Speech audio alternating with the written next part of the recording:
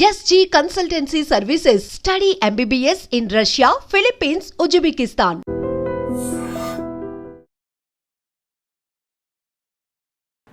Welcome to I dream. నా పేరు Lumbini. Financial ఇండిపెండెన్స్తో పాటు ఫైనాన్షియల్ అవేర్నెస్ కూడా పెరుగుతుంది కంపారిటివ్లీ కదా. సో ఫైనాన్షియల్ ఇండిపెండెన్స్ అంటే మనకు తెలుసు, మరి అవేర్నెస్ ఏంటి అంటే మనకు ఎక్కడ ఇన్వెస్ట్ చేయాలి, ఎప్పుడు ఇన్వెస్ట్ చేయాలి, ఇలాంటి బేసిక్ డౌట్స్ మీకు ఉంటాయి, నాకు ఉంటాయి కదా. సో ఇవన్నీ క్లారిఫై చేయడానికి మనతో పాటు AMFI registered mutual fund distributor ఉన్నారనమాట, పిఎస్ చంద్రశేఖర్ సార్. ఆయనతో మాట్లాడి ఇంకా డీటెయిల్స్ అన్ని క్లియర్గా తెలుసుకుందాం. Hello sir, how are you? Hi అండి, how are you? I'm fine అండి. సార్, చాలా ఫ్యాక్టర్స్ వల్ల మార్కెట్ క్రాష్ అవుతుంది అని అంటూ ఉంటారు కదా. సో మార్కెట్ క్రాష్ అయ్యే ఆ టైంలో లంసమ్ అమౌంట్ ఇన్వెస్ట్ చేయాలి అనుకుంటే బెనిఫిషియలా, లేదంటే మనకి ఏదన్నా బ్యాక్ ఫైర్ అయ్యే ఛాన్సెస్ ఎక్కువ ఉంటాయా? లుమ్ని గారు, మంచి క్వశ్చన్ అండి. నేను మిమ్మల్ని అడుగుతాను మేడం, మీ దగ్గర ఇప్పుడు ₹1,00,00,000 లేకపోతే 50,00,000 ఉంది మేడం. ఇప్పుడు మార్కెట్ పడుతుంది అంటే ఇవాళ పెరిగింది అనుకోండి, సీజ్ ఫైర్ అయింది కాబట్టి వార్ సీజ్ ఫైర్ అయింది కాబట్టి మార్కెట్ పెరిగింది, లేకపోతే మార్కెట్ క్రాష్ అయ్యే ఛాన్సెస్ చాలా ఉన్నాయి. మీ దగ్గర 50,00,000 ఉన్నాయి, మీరు ఇన్వెస్ట్ చేస్తారా పడే మార్కెట్లో? చెప్పండి. జనరల్గా ఉండడమే కష్టం 50,00,000, బట్ డెఫినెట్లీ అంత రిస్క్ తీసుకోలేము కదా. సో జనరల్గా ఏంటంటే మేడం, ఈరోజు మనం ఒక మార్కెట్ పడేటప్పుడు లంసమ్ ఇన్వెస్ట్మెంట్స్ చేయొచ్చా అనేది దాని మీద మాట్లాడదాము. దానివల్ల బెనిఫిట్స్ ఏంటి, రిస్క్లు ఏంటి అనేది మాట్లాడదాం. మనం డైరెక్ట్గా చేయొచ్చా చేయకూడదా అనకుండా బెనిఫిట్స్ ఏంటి, రిస్క్లు ఏంటి అని మాట్లాడుకుంటే ప్రతి ఒక్క ఇన్వెస్టర్ డిసైడ్ చేయగలుగుతారు వాళ్ళ డబ్బులు ఇన్వెస్ట్ చేయగలరా లేదని. ఇప్పుడు నేను అనుకోండి, నేను రిస్క్ తీసుకుంటానంటాను నేను. సో నేను లంసంగా ఇన్వెస్ట్ చేసేస్తాను, నాకు 20 సంవత్సరాలు అవసరం లేదు, నేను చేసేస్తాను. రైట్, ఒక్కొక్క మనిషి రిస్క్ టాలరెన్స్ బట్టి ఉంటుంది. సో ఇప్పుడు మనము బెనిఫిట్స్ మాట్లాడుకుందాం. Lump sum investment during market crash మాట్లాడు మేడం. ఇప్పుడు ఎప్పుడైతే మన మార్కెట్ పడుతూ ఉంటుందో జనరల్గా మనం లంసమ్ కొనేటప్పుడు ఏమవుతుందంటే నంబర్ ఆఫ్ యూనిట్స్ చాలా ఎక్కువ వస్తాయి. అండ్ ఒక ఆపర్చునిటీ కదా, మార్కెట్ పడుతున్నప్పుడే కదా మనం కొనాలి. సో ఆపర్చునిటీ ఉంటుంది అక్కడ, మన నంబర్ ఆఫ్ యూనిట్స్ ఎక్కువ వస్తుంది, తక్కువ అనేవి కొంటాం మనం. That is one first benefit. రెండోది మేడం, ఎప్పుడైతే మనం ఈ నంబర్ ఆఫ్ యూనిట్స్ ఎక్కువ కొంటామో మనం కాస్ట్ యావరేజింగ్ చేస్తూ ఉంటాం. అంటే మార్కెట్ రిటర్న్ మళ్ళీ రికవర్ అయ్యేటప్పుడు మనకి బెటర్ రిటర్న్స్ అనేది వస్తుంటుంది. This is second. తర్వాత ఎప్పుడైతే ఈ మార్కెట్ క్రాష్ ఉంటుందో మనం ఇమ్మీడియట్గా మార్కెట్ ఎక్స్పోజర్ తీసుకోగలుగుతున్నాం మనం. అవునా కదా? అంటే మనకు ఆపర్చునిటీ ఉన్నప్పుడు మన మార్కెట్ ఎక్స్పోజర్, మన డబ్బులు ఉన్నప్పుడు ఉంది కాబట్టి కొనేస్తున్నాం. ఎక్స్పోజర్ ఉంది, మనం తీసుకోండి. మన గోల్ 20 సంవత్సరాల తర్వాత ఉండాలి. షార్ట్ టర్మ్ అయితే కరెక్ట్ కాదు. రైట్, ఇప్పుడు ఇది బెనిఫిట్స్ మేడం. ఇప్పుడు మన రిస్క్ల గురించి మాట్లాడదాం మేడం. జనరల్గా ఈ మార్కెట్ క్రాష్ అయ్యేటప్పుడు ఏ ఇన్వెస్టర్కి టైం ఇవ్వదు, కొనడం కానీ అమ్మడం కానీ ఇవ్వదు. సో మార్కెట్ టైమింగ్ చేయడం చాలా కష్టం, ఇది ఒక రిస్క్.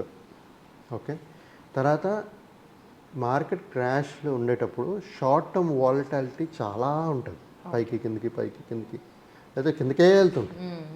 ఈ వాలటాలిటీ అనేది ఉంటుంది, ఇది రెండో రిస్క్. మూడోది, ఈ మార్కెట్ క్రాష్ అయ్యేటప్పుడు మేడం, మన హ్యూమన్ బీయింగ్స్ కదా, వీ హ్యావ్ ఎమోషన్స్. భయం క్రియేట్ అయిపోతుంది మనలో. మన గోల్ 20 సంవత్సరాల తర్వాత ఉన్నా సరే ఆ మార్కెట్ క్రాష్లో మనకు ఆ భయం, అంటే మీరు పెట్టిన ఒక ₹100 పెట్టారనుకోండి, మార్కెట్ ₹20 చూపిస్తుంది ఆ రోజు. ఫియర్ క్రియేట్ అయిపోతుంది. ఆ ఎమోషనల్ డిసిషన్స్ బట్టి మనం అమ్మేస్తాం. Emotions third reason. ఇప్పుడు మేడం, ఇలాంటి సిచ్యువేషన్స్లో లంసమ్ బెటరా, ఎస్ఐపి బెటరా మాట్లాడదాం. నేనేమన్నాను, మార్కెట్ టైమింగ్ చేయలేము, మీరు చేయగలిస్తే వెల్ అండ్ గుడ్, మీకు రిటర్న్స్ వస్తుంది. బట్ మీరు ఇంకా మార్కెట్ పడుతుందని వెయిట్ చేశారనుకోండి, మీరు ఇన్వెస్ట్ చేయలేదు, లేదు ఇంకా అప్పుడు రికవరీ అయిపోయింది ఒకేసారి, ఆపర్చునిటీ లాస్ట్ అయిపోయింది. సో మీ డబ్బులు మీ దగ్గరే ఉంది, ఇంకా ఉపయోగం లేదు. సో ఇప్పుడు లంసమ్ వర్సెస్ ఎస్ఐపి, ఏది బెటర్ ఇలాంటి మార్కెట్ క్రాష్ స్ట్రాటజీ? లంసమ్గా మేడం ఎప్పుడైనా సరే వేసేటప్పుడు మనకి లంసంగా ఎప్పుడైనా మార్కెట్ క్రాష్ లేదనుకోండి, లంసంగా పెట్టేటప్పుడు మనకి ఇమ్మీడియట్గా మనకి రిటర్న్స్ అనేది జనరేట్ అవుతుంటుంది, right? So in a longer period మనకి లంసమ్ ఎప్పుడు బెటర్ రిటర్న్స్ ఇస్తుంది ఎస్ఐపి కంటే. ఓకే. అంటే ఎందుకంటే మనం ఒకేసారి 50 లక్షలు పెట్టేస్తున్నాం, ఫర్ ఎగ్జాంపుల్ చెప్తాను, నేను 50 లక్షలు ఇన్వెస్ట్ చేసేస్తున్నాం. అదే 50 లక్షలు మనం క్రియేట్ చేయడానికి ఎస్ఐపి రూపంగా కట్టుకుంటే వెళ్ళామని అనుకోండి, అంటే మనం ఏం చేస్తున్నాం యాక్చువల్గా, మనం ఇనిషియల్ ఇయర్స్లో మనం అమౌంట్ని కూడబెడుతున్నాం, రైట్? ఆ 50 లక్షలు కూడబెడుతున్నాం, అంటే అది మంత్లీ కడుతూ, సో మనకి రిటర్న్స్ అనేది తక్కువే ఉంటుంది కదా. 50 లక్షలు ఒకేసారి పెట్టినప్పుడు రిటర్న్స్ ఎక్కువ ఉంటుంది కదా, రైట్? మీకు అర్థమైందా మేడం నేను చెప్పింది? మనం కొంచెం కొంచెంగా పెడితే అది లంసం అవ్వడానికి చాలా టైం పడుతుంది. 50 లక్షలు అవ్వడానికి టైం పడుతుంది. అవును. సో ఇక్కడ ఏంటి, 50 లక్షలు పెట్టేస్తున్నా మనకు రిటర్న్స్, మంచి రిటర్న్స్ వస్తాయి, ప్రొవైడెడ్ మార్కెట్ క్రాష్ లేనప్పుడు. మంచి సిచ్యువేషన్స్ మీరు ఫీజిబిలిటీ ఉంది మనకి, ఇంకా ముందు పెరుగుతుంది అనుకున్నప్పుడు పెట్టుకోవాలి లంసమ్మ.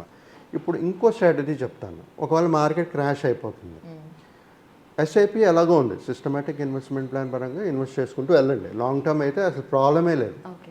ఎప్పుడైనా మార్కెట్ క్రాష్ అయితే ఒక 6 to 1 year వరకు ఆ వాలటైల్ మార్కెట్ ఉంటుంది. మళ్ళీ రికవరీ ఫేజ్ ఒక 2 to 3 years, 1 to 3 yearsలో మళ్ళీ రికవరీ ఫేజ్ అనేది వచ్చేస్తుంది. ఇంతవరకు హిస్టారికల్ డేటా చూసుకుంటే ఇలాగే జరుగుతుంది. 1 year పడ్డం, నెక్స్ట్ 2 yearsలో మళ్ళీ రికవరీ జరుగుతుంది.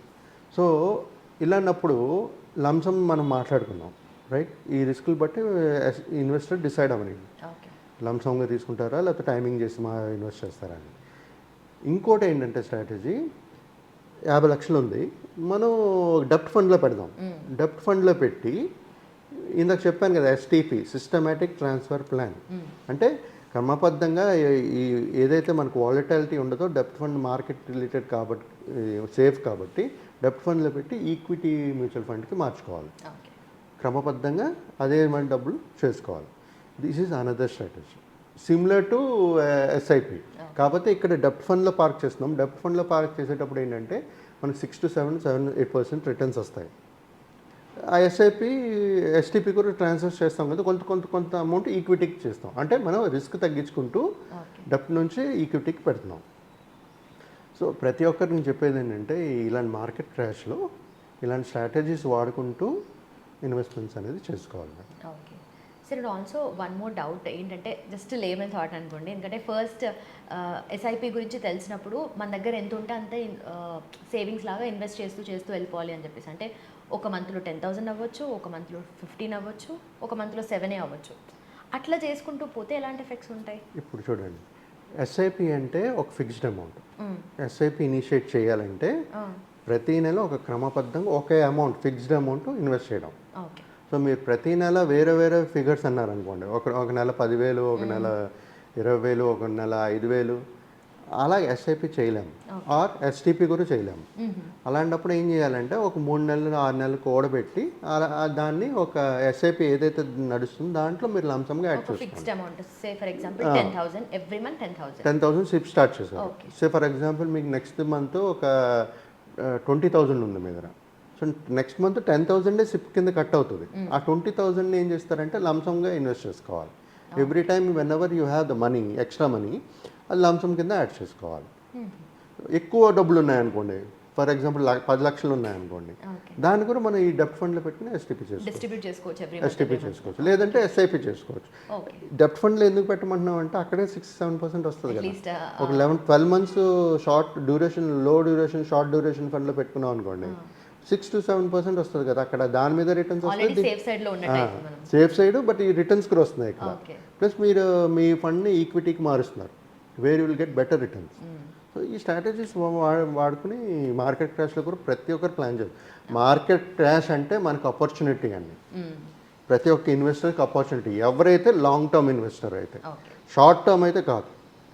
షార్ట్ టర్మ్ అయితే డెప్ట్ ఫండ్ మార్కెట్ రిలేటెడ్ కాకుండా ఇంకే ఇన్స్ట్రుమెంట్లు అయినా ఇన్వెస్ట్ చేసుకోండి.